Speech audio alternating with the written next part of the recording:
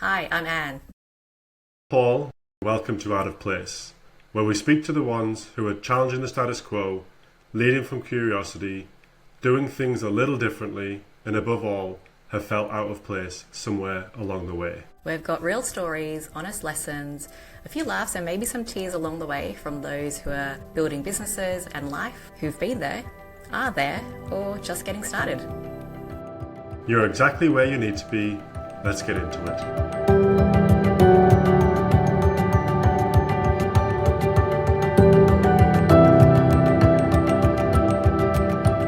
Welcome to the show, Claire. It's lovely to have you here.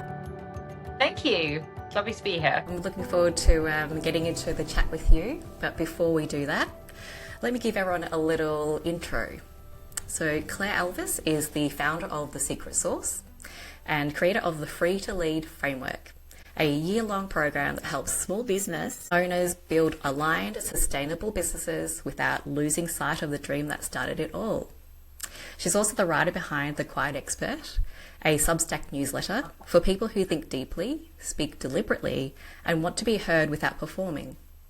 With a background in scaling startups and a passion for clarity over noise, Claire helps founders align their purpose, voice, and business so they can grow with freedom and not burnout. It's awesome. Thanks, Anne. Thank you for the intro, and welcome again, Claire. It's brilliant to have you here. And just before we really dive into what you're currently working on, I'd love to just take a step back and give our audience a bit more context, I guess, on your journey leading up to that big shift. So Anne mentioned you'd spent years in high growth startups, running operations and scaling systems. Then you hit a bit of a major kind of setback, and these are in your own words: no matter how hard I worked, I couldn't save a business that had lost its purpose. So I just want to pause there for a second to just give you the opportunity just to kind of share with the audience what happened there. Yeah, sure. So as you say, I've worked for numerous different startups, and the last one I worked for was actually I came to through two friends who I'd worked with at Deliveroo, and it was a friend who'd actually started the business, and they'd got to a stage now where they were starting to take off, and they said, look, we need someone to come in and build out the customer and ops function. Are you interested? And I jumped at the chance because, like, when do you get a chance to kind of work with your friends and build something together that feels really kind of A, mission driven, but B, like you're all in it together.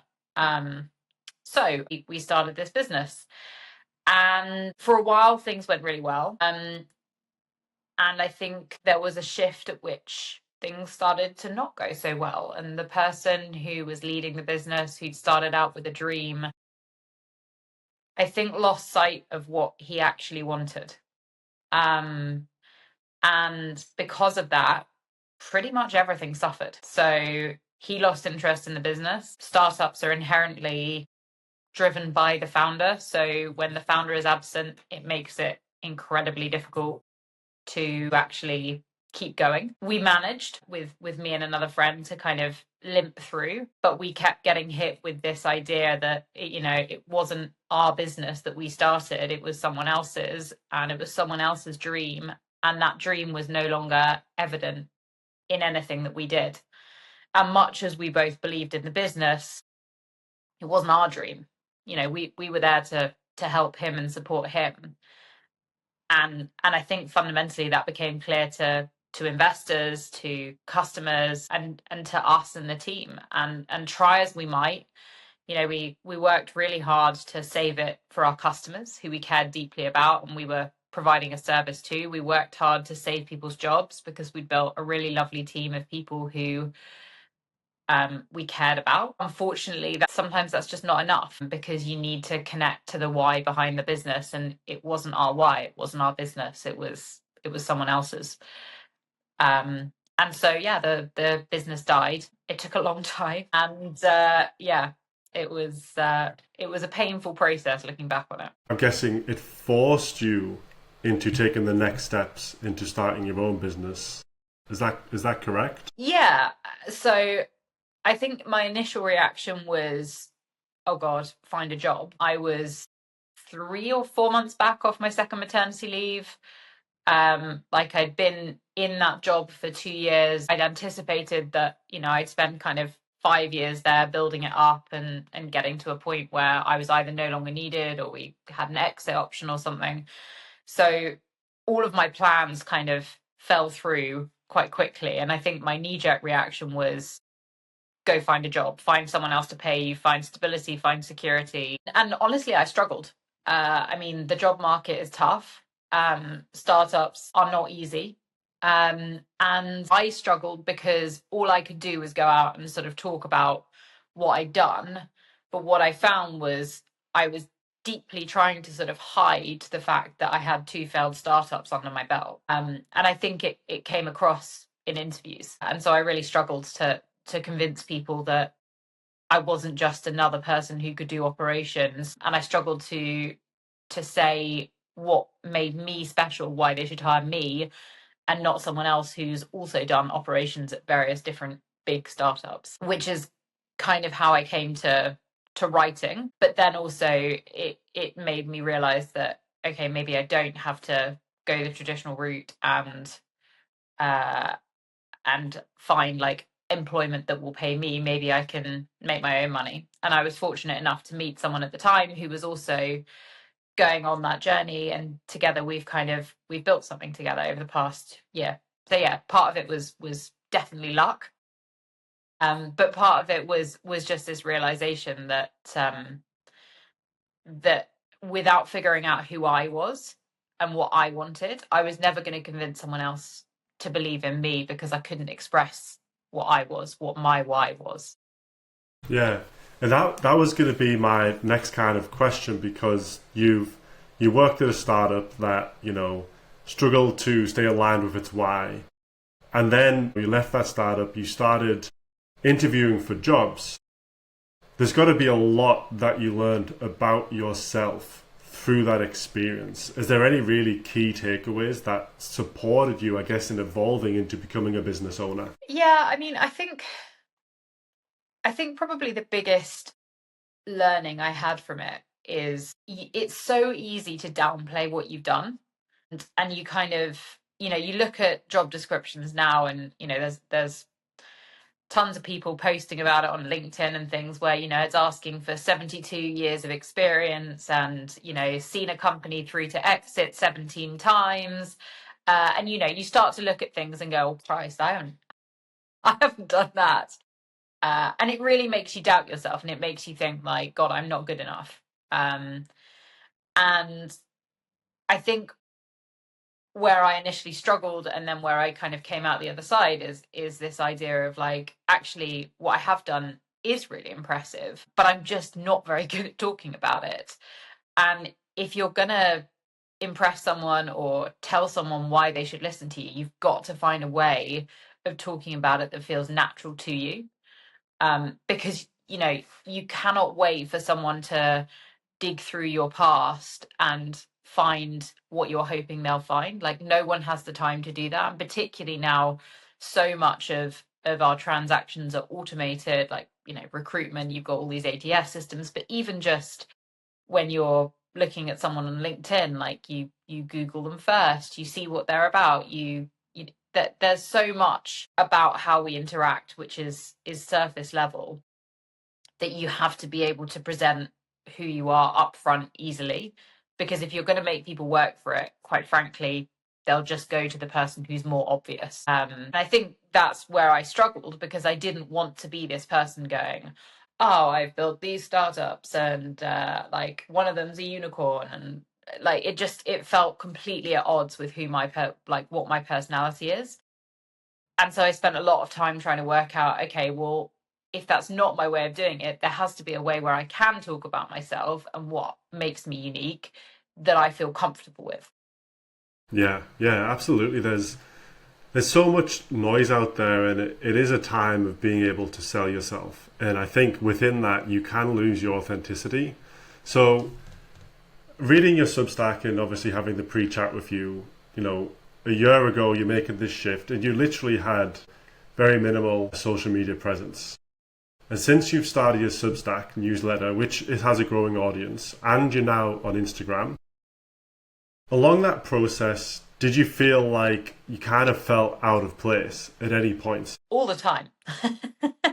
I mean, so I started this whole journey on LinkedIn, and I think I have never felt more out of place than when I started posting on LinkedIn. Honestly, like, I've always used LinkedIn to see what's going on, but I really judged the people who were posting on there as kind of like, it's a little bit needy, it's maybe a bit desperate. Like, why can't you do what everyone else does and just talk to people without like talking about yourself on there? Which firstly is really wrong because that works, sure, if you're in like an employed job where you don't actually need to look externally, but as soon as you do, and certainly if you're self-employed, you have to find a way to get people to notice you. But I think what made me feel so out of place was a lot of what you see on all social media are the glossy success stories, the how I grew from 0 to 100 in X period of time. And quite often, because people like a success story, these are really sensationalized. We've all seen the how I grew to 10,000 subscribers in the first month of starting kind of thing on Substack. And it made me feel completely inadequate, like my journey was somehow wrong, or I was saying the wrong things or doing the wrong things. It made me totally question whether what I was doing was right. And it was only through kind of, I guess, sheer determination of not to kind of be the person who appears and then just gives up because she can't make it work, that I stuck with it. Like anything, when you sort of pick away at the success stories, things take time to build. You have to gain trust from the people you want to connect with, and you have to find what works for you and what works for them. And I think through sticking with it, I started to uncover like people who would actually say like, "Oh wow, that's really interesting," or a lot of what I get is you're very brave with your posts, because I tend to be quite honest, because I guess that's where I feel most comfortable is being vulnerable. That means that it's working, like you're connecting with people on a level, you're finding, I guess, to your language, your place. And it may not be the kind of really glossy, oh my God, meteoric rise that a lot of people talk about, but actually slow and steady growth is far more lasting than virality. Yeah, absolutely. And I think it's, it is a kind of overwhelming situation when you do start putting yourself out there on these platforms. And each platform has its own different theme. LinkedIn's very professional, Instagram's got its own theme, and Substack's completely different.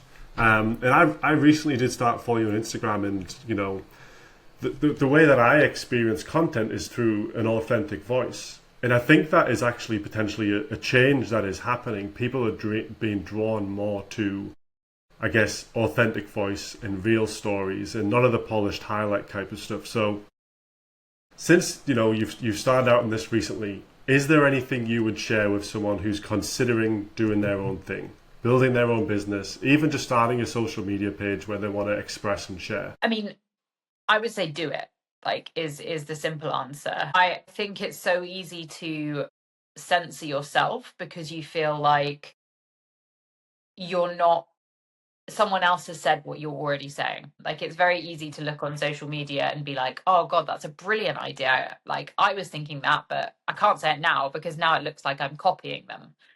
Um, and whilst you do see instances of people completely ripping off other people's content, by and large, everyone has similar thoughts and similar ideas. But you're not going to be able to express them the same way as that person because you don't have the same shared experience and you're not the same person as them. So, how you express how you're feeling about a similar thing is going to be completely different to how that other person is. And so I think firstly, like, get over that fear of holding yourself back because you don't feel like you have something to say. Like, everyone has something to say. It's just about the way you say it. And I think the second point is that with everything that's changing in the world now, with AI, with jobs changing, with all the stuff that's going on, you need to not just be putting your eggs in one basket. Not because like your job's about to be taken by robots and stuff like that, but because actually being present has never been more important, in my opinion.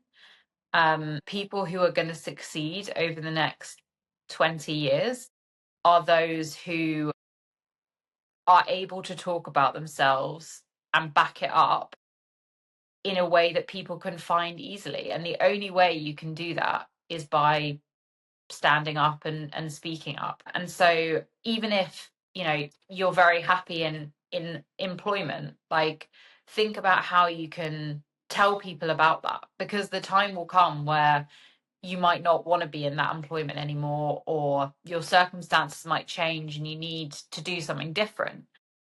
And if you're starting then, which is kind of, I guess, what I discovered a bit late when my startup failed, then you've got a long way to go to build stuff up. You know, as much as you can sign up to all these I gained 10,000 followers in 7 weeks courses, they're probably not building you the kind of followers you want to have, because unless you're going out there to be a creator of how to be a creator, if that makes sense, that's the only situation where that is really impressive.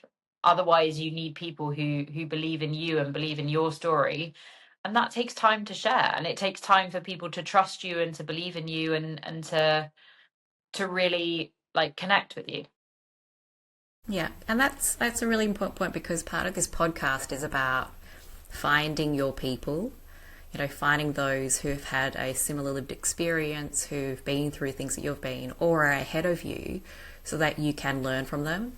And, you know, as you say, on Substack, on Instagram, on LinkedIn, there's people selling this idea of this is the right way of doing things. This is how you should do it. But they're actually not thinking about your experience and your own way of being able to implement or integrate that into your life to give you the right tools to get there. They're just selling this dream, this vaporware dream, really, that people are buying into. So we'll go back into kind of the startup world that you've been through. Do you feel that for your career path, and as you've been kind of, you know, traversing that with the, you know, the right path, I would say, do you feel that at some point in time, while you were kind of working your way through the startups, you actually went, hold on a sec, is this what I really want to be doing? Did you have those moments in time of questioning as you were going through it? And then obviously the startup failing was kind of like, okay, that's the time I need to actually be doing something. So the way I kind of went through my job was I wanted to really understand how businesses worked. So way back, before I worked in startups, I started out in TV, and I worked on like TV production shows, and it was super fun. But I realized that all I was doing was the same job, I was just getting a bit higher up, and I wasn't getting any insight into kind of how things worked as a business. All I saw was how to make TV shows, which, whilst super fun, is kind of a really weird bubble to be in, because it has no touching on reality. And so that's kind of how I fell into startups, because I realized that you could start to see the nuts and bolts of a business. And it just so happened that the first startup I went for, or I got a job at, was Deliveroo, when it was kind of on a really fast growth trajectory, which was fascinating. But by the time I left it, it was a big machine. It was, and you had control over elements of the business, but I wanted to see the breadth of it. So I kind of started working my way down in size on startups, in the theory that the smaller the startup, the more I would get to see and the more I could understand like how businesses work, which obviously, you know, went well in terms of like I got to see a lot, but obviously the smaller the startup, the riskier it is, as I found out to my detriment when the last one failed. But what it made me realize was, like, the whole way through, I always kind of went, no, I don't want to start my own business. I just want to run other people's. And actually, I think a lot of that was just based in fear and this idea that I didn't have a unique idea that I could put forward. And I think you are slightly fed the narrative that all successful founders have this kind of light bulb moment where this idea comes and they're like, ta-da! And the next day they start the business, and it all goes swimmingly from there. Whereas actually, certainly for me, like this idea, or the various ideas that we've had have developed gradually over the year. It's not been this like aha moment. There have been moments where kind of things have fallen into place and you go, oh my God, yes, like I really get that now. But it's a journey. And I think that's one of the reasons why I always felt that I wasn't going to start my own business, because I never had this kind of moment of clarity where I was like, right, I've got it. I've got the idea. It's all mapped out. I'm going to start tomorrow. And I think it's just that realization, that kind of allowing yourself to get there through your own journey, that really made me think, actually, no, this is for me. This is what I want. This is why I learned all of the different ways that you can run a business and what works and what doesn't work and what I like as a style and what I don't like as a style. Because I do fundamentally love running my own business. It just happened in a slightly slower way than maybe we're led to believe from the outside. Mm-hmm. Yeah, I think like when you look back at a lot of the success stories, like people might have an aha moment for what they want to create, but when you look at their journey, generally like, I look into it, it's like 5 or 6 years until they've got to this point where they have become really successful.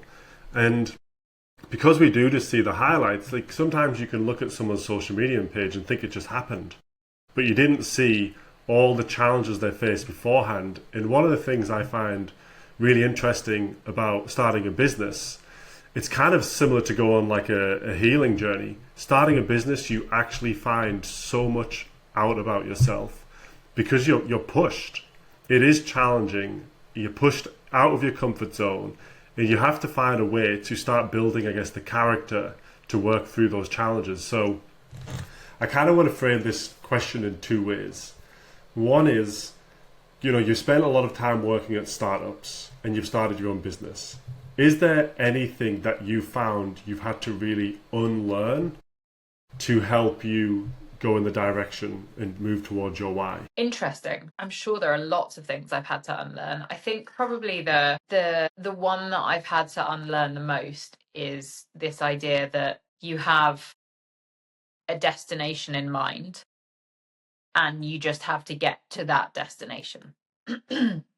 Like, I think most of the startups that I've worked for, there has been a goal and you work towards that goal. And that goal might be an exit, it might be selling it, it might be this like set of customers or a revenue target or whatever it is. And you almost end up kind of sacrificing everything else along the way to get to that goal. And I think one of the things that I've realized in my own journey is that if you have this like one fixed idea of what success looks like, then you might end up missing a far greater success or a different success than you'd imagined by having this narrow-minded focus on one goal. And I think that's really helped me become comfortable with this idea that, okay, it's not going to happen tomorrow, but it is going to happen. And my husband, I was having a bit of a wobble last night because, you launch a new business and you wonder why you're not Stephen Bartlett the next day. And he was like, you have to trust in the work, not the results. And he was like, you've worked so hard on this over the last year. Like, if you didn't believe in that, you wouldn't have done it. So like, don't measure it by like the results of like day one or week one or whatever it is. Measure it on how much work you've put in and the fact that you believe in that work and trust that that will bring you results. Like, you can't expect results so fast, particularly when the work has taken so long to do. Like, it needs to be in some way proportionate. And I think for me, that like that really helped, because it made me think like, yeah, okay, you're right. Like I have done a lot of work in this. I do believe in it. Like I fundamentally think what we're doing is the right thing to do, and it will help people. But it's you know, as much as we all want that kind of quick dopamine hit of like everyone going, oh my god, this is amazing, like that's not how business works. And you need to take time. Again, like I've taken time to bring people on my personal journey, I need to take time to bring people on my business's journey as well. But the reality is very, very different. It's about the journey, not the destination. So your mission, your vision, it's the destination, it's what you're working towards. But it's the journey along the way. And, you know, for each, I guess, stage of the journey that you're going to come across new obstacles, new challenges. And I think for me, the way I frame it is if your heart's kind of aligned with what you're trying to achieve, you can navigate through that. I think to Paul's point before, and just as you've been speaking about your journey through this, it is about allowing yourself permission. So unwinding some of those limiting beliefs that you have. Say before you spoke about, you know, the fear of starting your own business. Do I have a good enough idea? Am I ready to do it? And then it's also allowing yourself the permission to just feel into it as well, and trust the process. And as your discussion with your husband is like, you know, do I feel like I'm doing the right thing? Is this where I should be going? Do you feel like for you, as you've been working through this process over the last year, you've had to have moments of just checking in with yourself on a regular basis to go, okay, this feels right? And when you have those moments, what about it feels right to you? So I think the moments where I've had to give myself permission have actually come from wobbles, basically, from moments where I felt like, oh my God, what am I doing? Why did I choose this rather than just stick with finding a job where I had security and a pension and all of those good things? And it's giving yourself a space to feel those things, because they're valid, right? Like you're allowed, you know, I've got a young family, like we've got a house, we've got responsibilities to pay for things fundamentally. It's okay to be scared. It's okay to think, my God, am I risking this for the right reasons, or is this just kind of to feed my ego? So I think, you know, it's allowing space for those feelings is firstly valid, but then also just sort of giving yourself time to ask yourself why you're feeling this way. And sadly, I think for me, a lot of that, much as I try for it not to be, comes tied to social media. And I think one of the big downsides of being active on whatever platform it is, it doesn't matter, you know, whether it's Substack, which is more genuine in some respects, or LinkedIn or Instagram or wherever, like there is an element of, oh, people like what I say, therefore I must be doing something right. And therefore when the reverse happens, when you feel like you're saying something good and you get tumbleweed, you feel like it's not landing, and so you doubt yourself. And I think for me in those situations, it's been important to separate, like, okay, does that mean that what I'm saying is wrong, or does it just mean that maybe the messaging's not right? That's fine, we can work on that. Or, you know, you just got the wrong day, the wrong time, the wrong side of the algorithm. Like you cannot predict what works on social media and what doesn't. So it's about separating those things and actually asking yourself the question, like, do I fundamentally believe that what I'm doing is right? Because you can't be right on your messaging 100% of the time, but you can take the time to be like, okay, well, what didn't work? How can I tweak it? And does that make me then feel better about what I'm actually trying to do? Yeah, because sometimes with like social media, it feels like all you're doing is feeding the beast. You have to keep feeding it and putting it in. And so, you know, it's on Substack, it's notes, it's posts, it's essays, it's podcasts, it's videos, it's all this different types of content. And you're in this state of experimentation for so long to try to work out, well, what is actually working? And when it comes down to it, it is, you know, am I being authentic? Am I being true to what I want to share? Even if it doesn't land, like even if it only gets a few likes or a few comments, am I engaging with the people that I actually want to engage with? Is my audience actually coming through with this? Or am I getting people who are just noisy and part of that flood of just giving me the dopamine hit? And I'd rather have that authenticity, Yeah. right? We want to have that integrity in the work that we do. Exactly. And I think that's one of the reasons why I would say to anyone is that if you find someone where you're like, oh my God, I really love what they've said there, or like I think that's so true, take the time to say that to them, because it's those things that make such a difference in terms of like people's journey. It's not the random likes, it's not the, oh, this post went viral, because ultimately they don't, that yeah, they may bring you more followers, they may bring you more notoriety, but if it's not the right people, it, they may as well not be there, right? They're just there because you said something funny or you said something that annoyed them, or whatever it is. um but it's the people that take the time and say, I never thought about that before, or wow, I was really feeling this way and what you said really helped. Like those are the conversations where you go, oh my God, yes, like I'm doing this for a reason. I love this. Like, thank you. Um, and so yeah, I guess the one thing that I've learned is from my side as well is that when I see that, I make the effort to say like that really connected with me, because I know on the flip side what it feels like when someone says that to me. Yeah, that's a really important point for everyone to, comment, like, if you really engage with something, if it resonates, to let that person know so that way they're creating more of that content.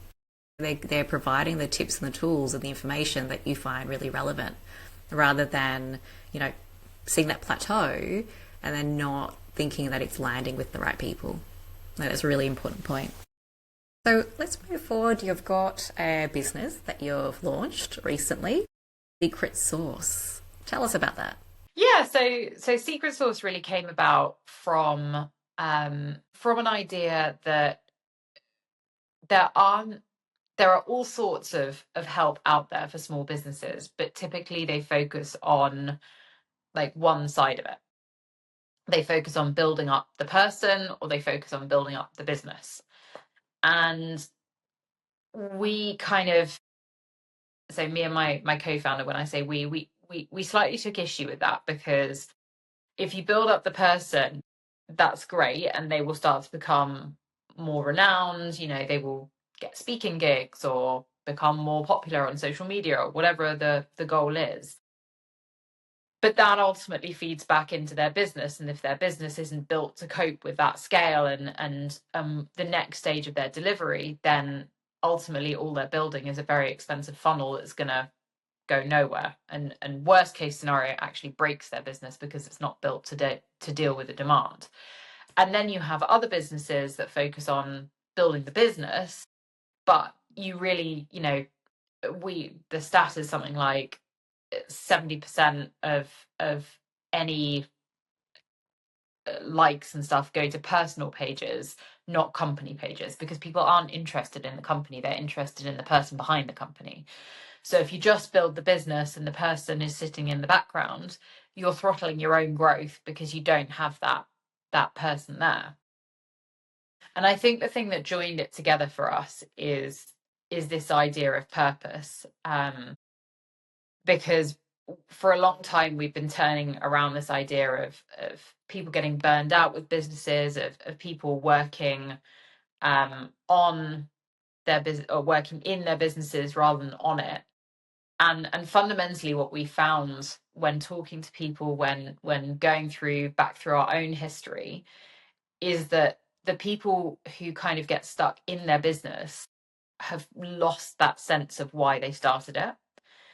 And it becomes rather than this idea of I'm building a business too, and that too can be as simple as like to make money or to provide for my family. And it could be something like, I want to be the very best in this industry. I want people to say, like, if they're talking about this industry, oh, that person is who you need to talk to.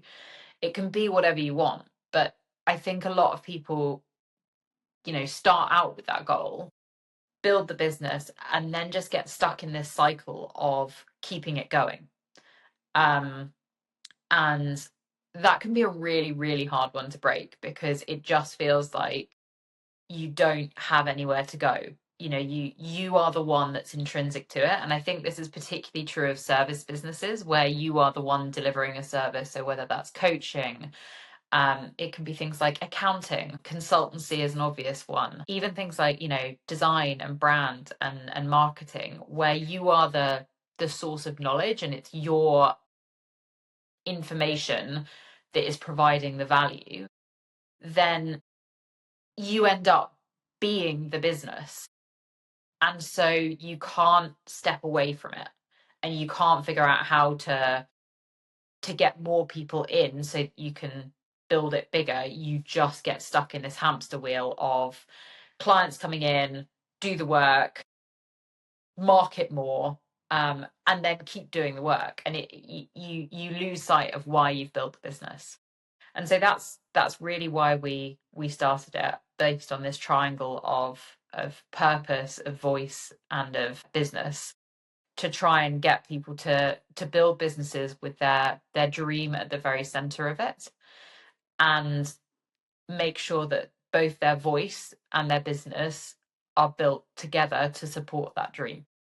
Yeah, it's important to have that harmony between the two, because realistically, in the world that we're operating in, personal brand is currency. And it's what everybody has to do, whether you like it or not. You have to be present, and you have to be able to connect the dots between what do you want to say, how do you want to say it, but also the why for your business, and that North Star, and that vision that you have as well. And if you can do that in a really nice way, but also authentically, and get people to really buy into it, then you're going to draw the right audience and the right connections. Yeah, exactly. I love it. I've loved this conversation. We're sorry that Paul has dropped off into the Wi-Fi gods. Hopefully you'll find him again. Yeah, we'll find him at some stage. But thank you, Claire. I think this conversation has been wonderful. It's a reminder that you don't have to be the loudest voice. You just have to have a center back to the core of what you do and why you're doing it. And, that resonates more than the noise that exists out there as well. But also, I really enjoy you talking honestly about your journey from, the career that you had from startups to building your own business, the challenges that are inherent in that, but also the bravery, as people have said to you, of stepping out and building a brand online and bringing a presence online, because it is hard. It's not easy, especially when it's not your default. And you don't want to be one of those people that comes across championing yourself and being bold and brash and talking about yourself in that way. But, as we've said, it is currency now. It's the way that things are done and how they operate. And so you need to be able to do that, but as long as you can do it in an authentic way, which you've shared with us here in this conversation. So thank you so much. No, thank you. It's been lovely. If anyone is looking to connect with Claire, you can connect with her on Substack at The Quiet Expert. You can also get access to her Freedom Diagnostic, which is a proprietary tool from the secret source on Substack as well. So I would say go out there and get it, because the diagnostic measures businesses against 7 freedom factors like work-life balance, systems, influence, decision, confidence. It gives founders a personalized freedom score and a clear areas of focus as well, so which is wonderful. So it's designed as both an insight tool and an entry point to free to lead. Thank you for listening to Out of Place. If something in today's episode resonated with you, please let us know, or share it with someone who might need to hear it, or leave us a review on Apple, a rating on Spotify, a like on YouTube, because it helps more than you know.